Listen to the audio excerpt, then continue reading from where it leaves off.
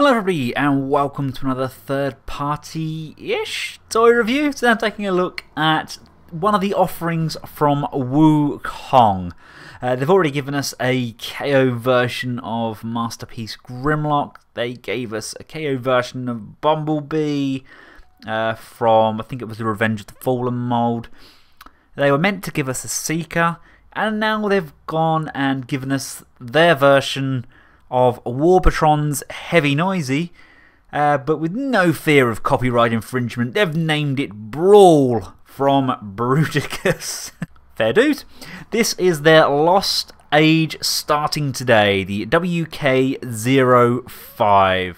Just taking a quick look around the box, we've got Brawl on the front there, got text on the side, some information about Brawl on the back here. As you can see, he does come with the same weapons. He has the clear yellow versions. His colours are slightly different to that of the Warbotron. You've got the Wukong logo. On the side here we've got a silhouette of him in his bot mode and the tank mode. And that's it. On the bottom, let's get him out of the box. Out of the box he comes in his plastic tray. He has a baggie with the weapons and the tank section in. And he gets an instruction leaflet as well. It's fairly thin, but it's got everything included, everything that we need to know.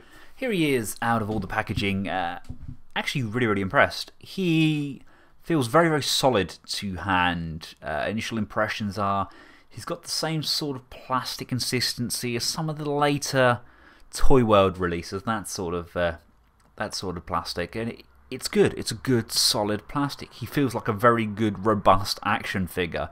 I don't own the original myself, but I know a few people that do, and I have had a mess around with their versions of the figures. And it feels very similar. Very similar indeed.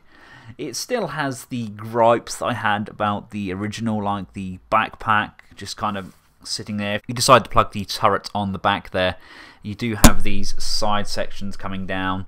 But yeah, he's nice. They went for a slightly different colour scheme, haven't they? I don't know if it's just their choosing, if that's what they wanted to go with, or whether they wanted to make it a little bit more unique. But I actually prefer this colour. It looks very army-esque, and I think it really does work. As you can see, getting in close, all of the detail is there. It's literally an exact copy of the Warbotron version, minus the said faults. Apparently they've ironed out the faults that the Warbotron figures had and produced a figure which they think we will be very impressed with. First thing I'd like to point out though, they do provide the covers. They're applied to the backs of the arms. Mine is missing this one here. TF Direct are aware of this, and they're shipping out a replacement when I get my next figure, which is absolutely awesome. The arms, they slide in perfectly fine. There's no need to loosen any screws there at all.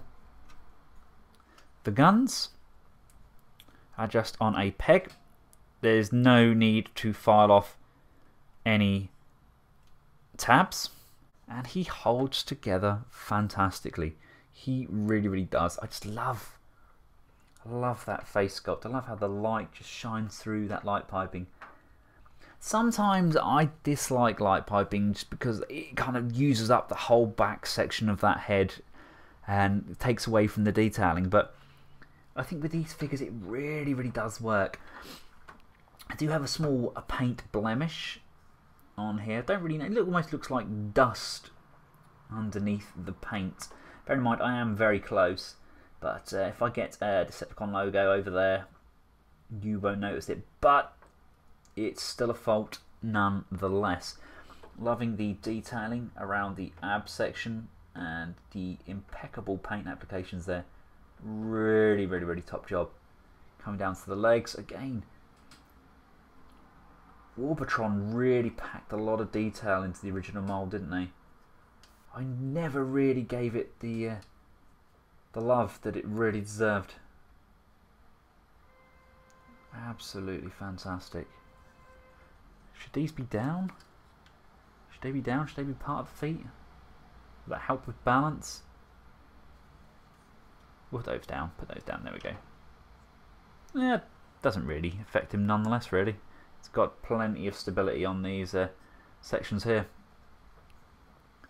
Really, really gorgeous piece. Speaking of stability, yeah, there's no issues there whatsoever. Like with Warbotron's Heavy Noisy, you can just pop this shielded plate section off, and this gun comes out. This can now form the arm shield, just peg over. Now the turret mount does fit on his arm like it does with the original Warbotron, but it's very, very uncomfortable on there. It doesn't just slide down as easily as it should, and it kind of pops through this side, and it feels like it's going to warp the plastic. As you can see, I think it's already started to stress the plastic slightly. It's not...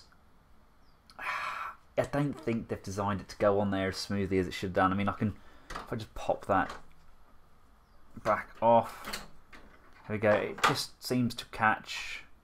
You can't slide it just over here, this bit gets in the way, this tab just doesn't quite line up as well as it should, which is slightly unfortunate. As for the gun, we can pop the scope upwards. We can then fold this section down and flip forward the cannons like so. Flip forward the cannons like so. And again, another thing they've changed the handle grip to now a circular peg, so it will fit in the hand with ease. Even with those arm mount problems, he does look remarkably good, doesn't he? And that is a fantastic looking rifle, really, really gorgeous. Loving the painted tip as well and the fade away on the shaft. I'm going to cover the articulation. It is the same as the Warbotron figure, but in case you haven't seen the original Heavy Noisy, here it is. He's got nice rotation left and right on the head. It's on a ball. You get a fairly nice upward motion there, and you can bring that section forward, which allows him to look down. The arms are on pivots. They go out that far and back down. They do a full 360-degree turn, but you do have a somewhat limited range here. If you start bringing up the shoulder, it does tend to hit against the head. I don't like the bicep swivels. As you rotate the bicep swivel, you do tend to kind of pop it off that mushroom peg. It does turn a full 360 degrees. The bicep only curls up that much. It doesn't quite make the full 90 degree. And going backwards, we have the same sort of motion backwards. The hands rotate, and the fingers are all on a pin. The waist is on a nice, clean, very tight swivel. We do have some forward and back motion there on the chest, but that's part of the transformation. The legs can come out that far forwards. If we remove his shoulder mount there, that far back, we have upper thigh swivel. We have a very, very nice deep bend at the knee, although the knee joint itself does appear to be remarkably low. I would have liked it above the knee socket there, not below it. We have a very nice range of motion on the feet, really, really good ankle pivots there. The toe does not move any further forward than this, but you do have a lot of downward motion. Of course, because we have this section here, we can get some really dramatic running poses with the toes pointing right down. To give you an idea of scale, here he is with a Masterpiece figure and a Generations Classics figure. To be honest with you, I think the aesthetics suit the Generations line more than they do the Masterpiece line. He's the size of a good Voyager class figure. But to be honest with you, I can see why people include the Warbotron combiners in their Masterpiece collection, just due to that sheer size and bulk. Right, let's get Brawl transformed into his tank mode, shall we? First of all, we want to just remove the guns from his hands, like so, and just slide those arms all the way up into those sockets. So just bend it down, slide that all the way up. You're going to want to pull open this section on the arm. It is very, very tight on this one. Just pull that up, lift that out, And if you did have these leg spurs down, just slide those back up again. Next we want to fold the back flap down, and the leg flaps, which are just on here, fold those just up. Next, fold the grey tabs into the green fronts of the toes, like so, and then grab this top section of the body and just rock it backwards like so. Bring the arms up so they're straight. Rotate the head around, pop that in through the hole, like so. And then you want to fold these leg sections in. They're going to fold all the way over, and the arms are just going to plug in like so. So again, the same with this side. Rotate this one at that knee joint and bring it up, and as you bring it up, the arms are just going to plug into that hole just there, like so. Rotate the lower leg sections back around, and this toe section is going to flip all the way down and back onto the back of the tank section, like so. And just at this point you can make sure these two legs are in there firmly. Just come around to this tank tread, and as you slide that round, there's a peg there that's going to peg into the rear tread, and that's going to lock that into place. Bring our gun section back in, that's going to tab in to the top of that shield section. Just make sure that's plugged in there fully, and now this can come in and plug into the top of the tank like so. And there we have him fully transformed into his tank mode. I really like the tank mode. I was a bit skeptical. There's like some small gaps here, but he does actually compact really well, and he feels very secure and very firm. It's a good looking tank mode. There are various ports we can put like the guns in place, etc. Not a fan of the kind of clear guns that come with him. Not really a fan of these at all. I can see why they've included them, just so they're guns, I guess. But do we really need them? Do we really need guns stuck on them? No, I think not. I will be taking a full photo. We'll be making a full photo gallery of this guy in the next couple of days. I've got a brand new lens on the way as well, which is good. It should be a 100 3.5 1.1. Macro lens, if that means anything to any of you. So hopefully that should be here, and I should be able to take some highly detailed pictures of this guy, so hopefully the camera will do him justice.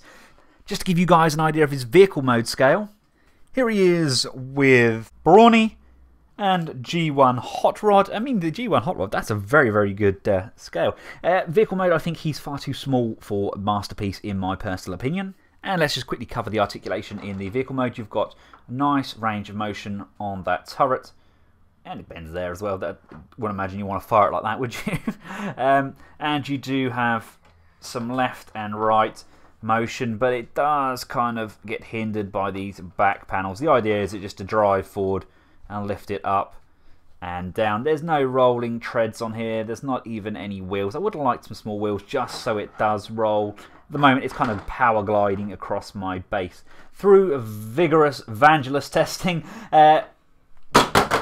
it's a very solid, robust piece. Sometimes this piece comes off because the peg is fairly small, but again, it's made extremely well. And for $50 from TF Direct, it's great value for money. So there we have it, guys. That's my final thoughts on the Wukong Brawl from TF Direct. It's good value for money. It's made exceptionally well. Yes, there was that slight smearing on the paint on the chest. The shield didn't really want to work for me as well as it should, but for $50, I think it's bang on the buck. If you can't afford the Warbotron figures, this is certainly an option for you.